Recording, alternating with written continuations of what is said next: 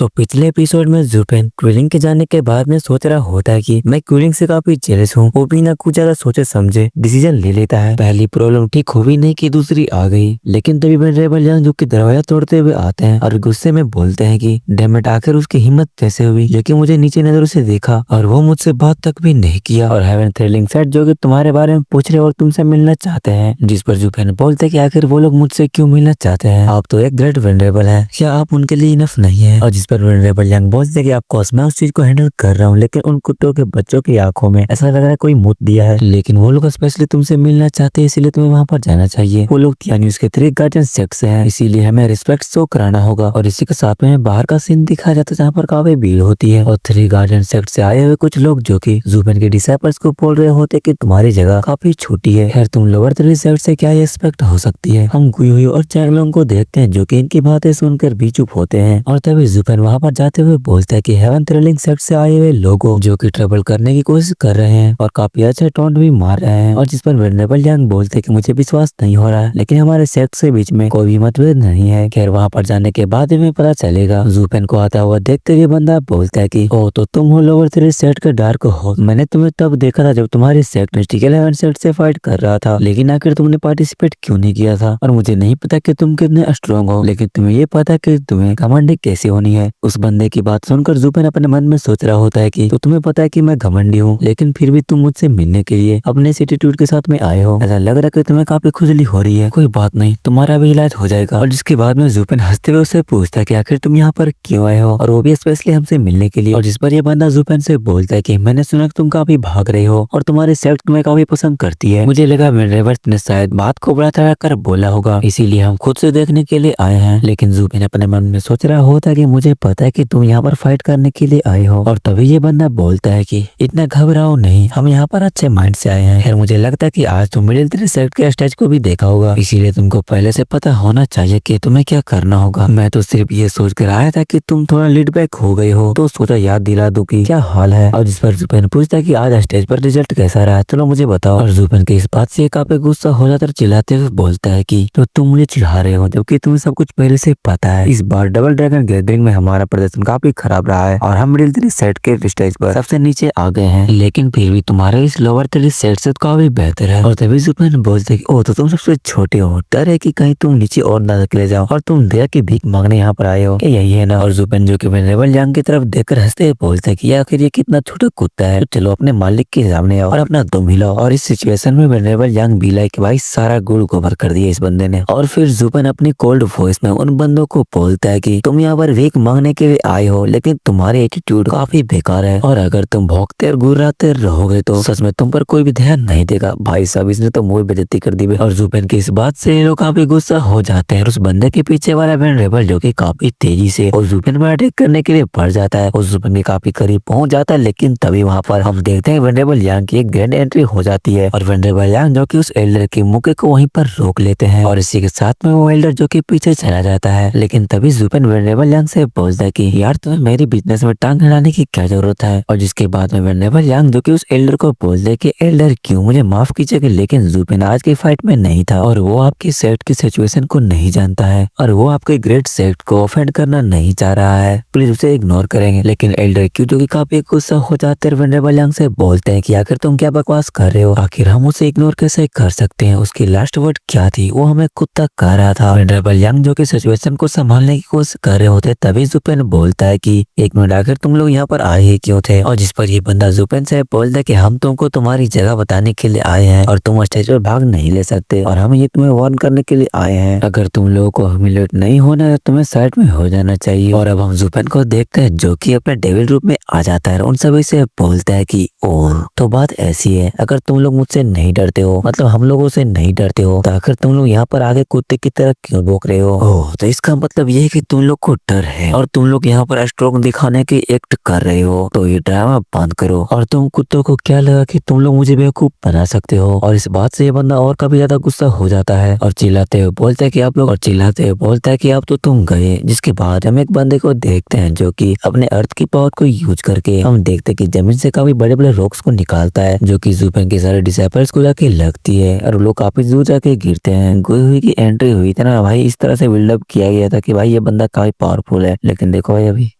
क्या यार भाई, मैजिक एम्पायर के राइटर अगर तुम मेरी बात को सुन रहे भाई, कुछ करो भाई, तुम ठीक से लिखो। खैर जुबेन के सारे डिसाइपल जो कि जमीन पर जाके गिरते हैं और हम जुबेन को देखते हैं जो कि उनके अटैक को देखकर वो सोच रहा होता है कि तो ये लोग कंबाइन अटैक को यूज कर रहे हैं। और जिसके बाद ये लोग जाने लगते, जाते हुए ये बंदा बोलता है कि हम तुम्हें यहाँ पर वार्न करने के लिए आए हैं, अगर तुम स्टेज पर आए तो तुम्हारे लिए काफी अच्छा नहीं होगा। मुझे इससे फर्क नहीं पड़ता कि हम सेम एम्पायर से हैं। और जैसे ही वो चारों लोग यहाँ से चले जाते हैं तभी जुबेन वेंडेबल यांग से बोलता है कि तो बताइए कि आखिर आप क्या करना चाहते हैं। और जिस पर वेंडेबल यांग बोलते कि बकवास, उन सारे कमीनों को दिखाना है, उन सभी को वहाँ से उठा के नीचे फेंक देना और हम मिडिल 3 सेक्टर में एंटर कर जाएंगे। और वेंडेबल यांग काफी गुस्से होते हैं, भाई तुम लोग इसे इतने गुस्से में नहीं देखे होंगे। दांत पीसते हुए वेंडेबल यांग बोलते हैं कि जुबेन तुम ये बात याद रखना, वो घमंडी बच्चा रैन कोंग है जो कि अपने सेट लीडर के सन है, उसे मारना नहीं है बल्कि बेइज्जत करके मारना है, उसे सबक सिखाना है। और जिसके बाद में जुबेन अपने क्रीपी से स्माइल को देता है और बोलता कि क्यों नहीं।